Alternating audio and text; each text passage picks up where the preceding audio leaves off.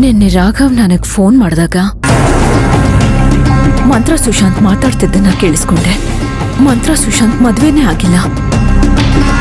ಮಂತ್ರನೇ ದೇವಸ್ಥಾನದಲ್ಲಿ ಅವಳು ತಾಳಿ ಕಟ್ಕೊಂಡಿದ್ದಾಳೆ. ಆದ್ರೆ ನಮಗೆಲ್ಲ ಸುಳ್ಳು ಹೇಳಿ ಏಮಾರಿಸಿದಾಳೆ. ನಮ್ಗೆಲ್ಲ ಸುಳ್ಳು ಹೇಳೋ ಅವಶ್ಯಕತೆ ಏನಿತ್ತು? ಅವಳು ತಾಳಿ ಏನಕ್ಕೆ ಕಟ್ಕೋಬೇಕಿತ್ತು ಶಂಕರು?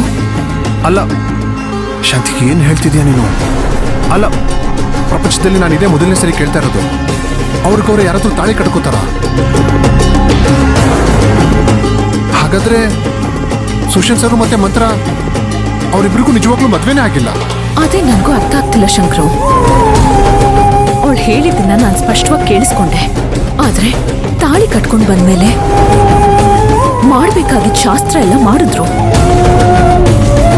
ಸುಶಾಂತ್ ಅವರು ಆ ತಾಳಿಗೆ ಕುಂಕುಮ ಕೂಡ ಇಟ್ರು. ಆದ್ರೆ ಇದೆಲ್ಲ ನೋಡಿದ್ಮೇಲೆ ನಂಗ್ ಯಾವ್ದ್ ನಿಜ ಯಾವ್ದ್ ಸುಳ್ಳು ನನ್ಗೇನು ಅರ್ಥ ಆಗ್ತಿಲ್ಲ. ರಾತ್ರಿಯಿಂದ ತಲೆ ಕೆಟ್ಟ ಹೋಗಿದೆ ನನ್ಗೆ. ಶಾಂತಿ, ನೀನ್ ಕೇಳಿಸ್ಕೊಂಡಿರೋದು ಒಂದ್ ವೇಳೆ ನಿಜವಾಗ್ಲೂ ನಡೆದಿದ್ರೆ ಖಂಡಿತವಾಗ್ಲೂ ಆ ಮಂತ್ರ ಸುಶಾಂತ್ ಸರ್ನ ಬ್ಲ್ಯಾಕ್ ಮೇಲ್ ಮಾಡೇ ಇಟ್ಕೊಂಡಿದ್ದಾಳೆ. ಅಲ್ಲ, ತನಗ್ ತಾನೇ ತಾಳಿ ಕಟ್ಕೊಂಡಿರೋ ವಿಷಯ ನಿಜನ ಸುಳ್ಳು ಅಂತ ಕಂಡುಹಿಡಿಯೋದು ಹೇಗೆ? ಏನ್ ಶಂಕರು ನೀನು? ನಾನು ಅದನ್ನೇ ಯೋಚನೆ ಮಾಡ್ತಿದ್ದೆ. ನೀನ್ ಮತ್ತೆ ಮತ್ತೆ ಅದನ್ನೇ ಕೇಳ್ತಿದ್ಯಲ್ಲ.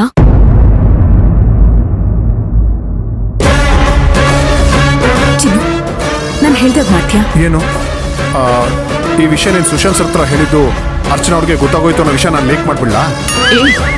ಅದಕ್ಕೆ ನಿನ್ನ ದಡ್ಡ ಅಂತ ಹೇಳೋದು. ಬುದ್ಧಿ ಇರೋರು ಯಾರಾದ್ರೂ ಹಾಗೆ ಹೇಳ್ತಾರ? ಮತ್ತೇನ್ ಮಾಡ್ಲಿ? CID ಕೆಲ್ಸ ಅಂದ್ರೆ ನಾನು ಹೇಳೋದನ್ನ ಮಾತ್ರ ಹೋಗಿ ಅಲ್ಲಿ ಹೇಳೋದಲ್ಲ. ಅದಕ್ಕಿನ್ನೂ ಸ್ವಲ್ಪ ಉಪ್ಪು ಖಾರ ಮಸಾಲೆ ಎಲ್ಲ ಹಾಕಿ ಹೇಳು. ಏನ್ ಮಾಡ್ಬೇಕು? ನೋಡು,